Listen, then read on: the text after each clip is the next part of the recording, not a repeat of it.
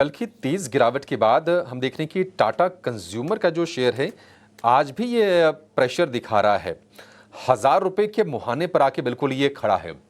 1,000 रुपए अगर टूटता है अगर इसमें चंदन जी 1,004 का लो बनाया है टाटा कंज्यूमर ने, ये शेयर कितना गिर सकता है? इसके सपोर्ट्स कहां पर होंगे फिर? ये स्टॉक ने एक बड़ा डेंट देखा है, लोअर टॉप लोअर बॉटम बनने लग गए और काउंटर एक वीक स्ट्रक्चर को स्टार्ट कर चुका है। मल्टीपल राउंडिंग टॉप्स देखने को मिले। 1000 के नीचे सीधा 950 930 तक के डाउन साइड आ रहे हैं, जो मौजूदा लेवल से 5 से 7% के इमीडिएट डिक्लाइन से लेके आना, साथ ही लेके आना टाटा केमिकल, साथ ही लेके आना बलरामपुर चीनी। तीनों शेयर्स दिखाओ जरा। और टाटा केमिकल्स कल अच्छा मूव था, कल शॉर्ट कवरिंग के बदौलत चल रहा था। आज सुबह से ही डाउट था कि चलेगा कि नहीं चलेगा। चंदन सर, एक बार आपकी रिकमेंडेशन टाटा केमिकल्स पे।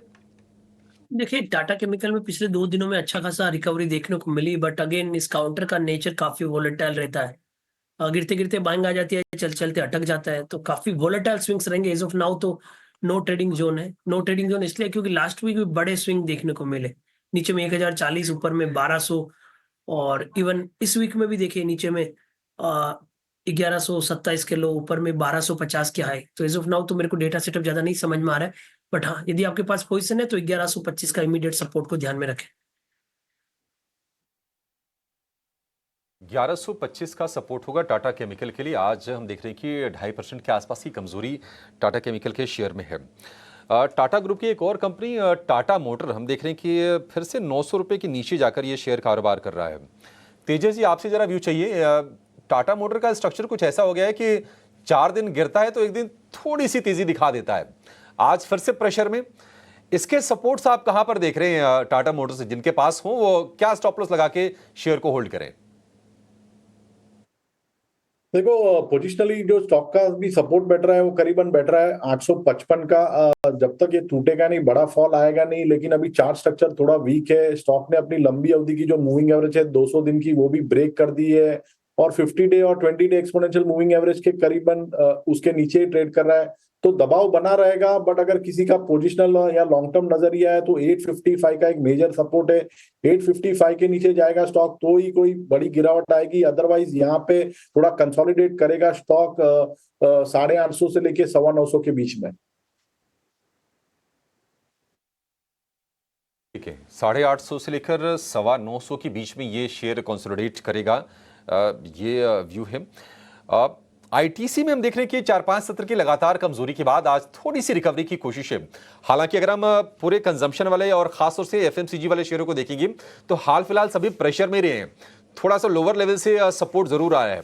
क्या ट्रस्ट करना है चंदन सर आईटीसी के में जो तेजी आ रही है अभी? देखिए, आईटीसी में जो तेजी आ रही है वो एक करेक्टिव मूव के बाद में आ रही है। पिछले 16-17 दिन का डेटा देखें तो 528 के टॉप से 477 तक का डिक्लाइन देखने को मिला है, और वीकली चार्ट में लोअर टॉप लोअर बॉटम के बाद अब रिवर्सल बन रहा है।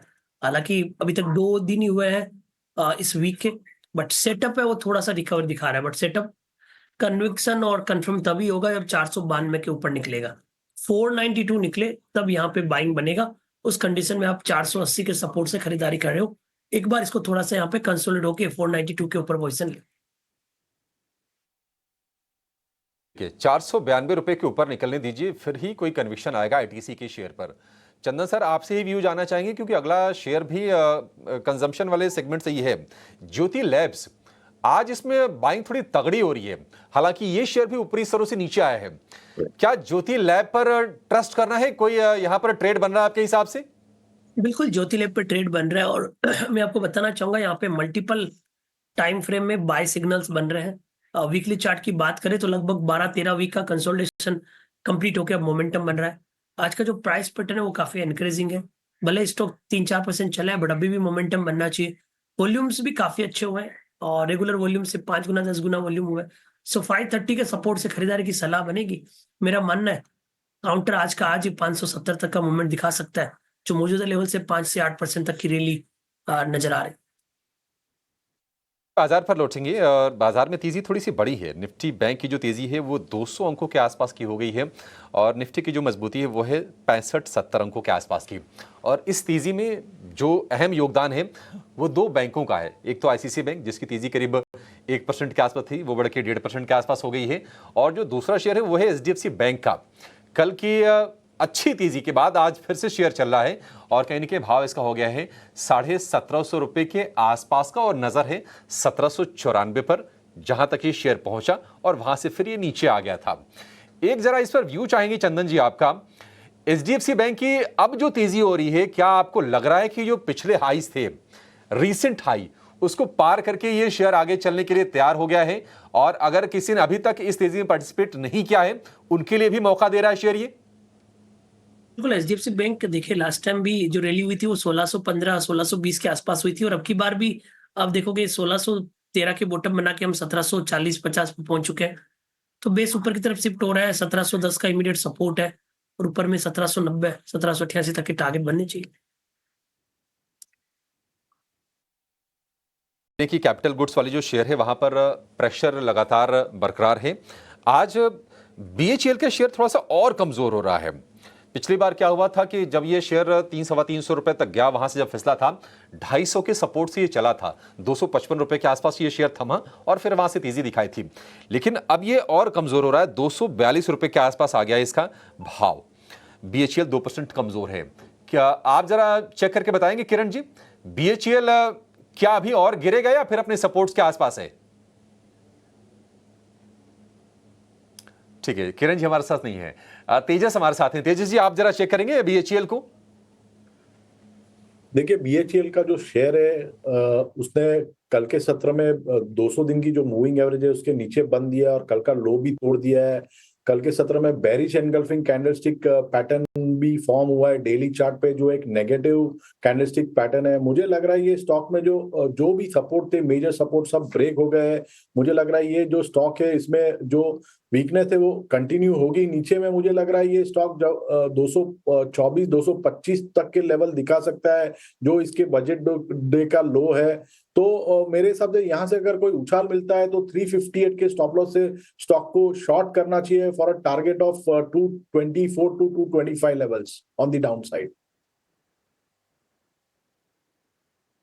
225 तक ये शेयर गिर के आ सकता है बीएचईएल का। 242 रुपए का फिलहाल आपको भाव इसमें दिखेगा। लेकर आइए और एक बार मारुति के शेयर को लेकर आइए, देखते हैं कि वहां पर कैसा रिएक्शन आ रहा है, क्योंकि निश्चित तौर पर अभी तक ट्रेड करने के लिए आपके पास जो ऑप्शंस थे, एक विकल्प उसमें जरूर बढ़ गया है, तो थोड़ा सा फंड्स का मूवमेंट इधर उधर होता है। एमएनएम देखिए करीब 1% के आसपास की कमजोरी के साथ ये शेयर कारोबार कर रहा है। मारुति की बात करें, आधे % के आसपास की नरमी है, और इस नरमी को अगर आप hyundai मोटर से नहीं भी जोड़ेंगे तो थोड़ी सी टेंशन रही है, मतलब इन कंपनीज के लिए त्योहारी सीजन में और नवरात्र के महीने में, क्योंकि बिक्री उस रफ्तार से नहीं बढ़ी है जिस रफ्तार से उम्मीद की जा रही थी। और बीच में जो थोड़ी सी सेंटिमेंट को खराब किया था, वो खराब किया था बजाज ऑटो की कमेंट्री ने, जो उन्होंने अपना गाइडेंस को लोअर साइड पर रिवाइज करके दिया था। हालांकि वो टू व्हीलर्स के लिए था, लेकिन ऑटो के लिए एज होल हम देखेंगे तो संकेत ठीक नहीं है। टाटा मोटर का शेयर भी 900 रुपए के नीचे आकर 896 रुपए के आसपास ट्रेड कर रहा है। तो आज